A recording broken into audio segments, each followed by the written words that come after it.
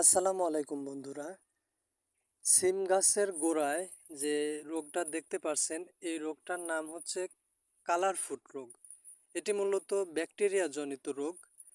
এটির কারণে 1-2 সপ্তাহ বাদে সিম গাছ মারা যাবে। তো ঘরোয়াভাবে একটি সুন্দর সমাধান আমি আপনাদের মাঝে দেখিয়ে দিচ্ছি।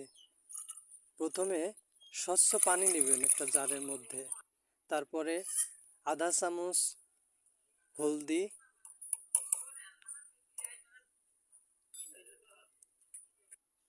তারপরে এই যে থাইলেম নামের এই বিষটা বাজারে গেলেই পাওয়া যাবে, আধা চামচ দিবেন। তারপরে লবণ দিবেন আধা চামচ। তারপরে সাবানের গুঁড়া দিবেন আধা চামচ। তারপরে বন্ধুরা দেখেন মিক্স করে নেবেন। মিক্স করার পরে কত সুন্দর একটা কালার আসছে। এই কালার হওয়ার পরে পরবর্তীতে গাছের গোড়ায় ঠিক এইরকম করে ভালোভাবে স্প্রে করে দিবেন।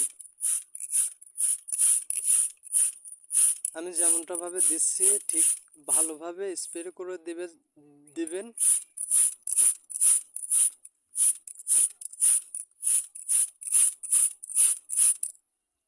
তার 3 দিন বাদে গাছের গোড়ায় ওই রোগটি আর থাকবে না।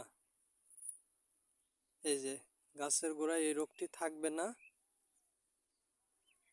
এবং গাছে ফল দিয়ে ভরে যাবে। নিত্য নতুন কৃষি বিষয়ে জানতে আমার চ্যানেলটি সাবস্ক্রাইব করতে ভুলবেন না। ধন্যবাদ।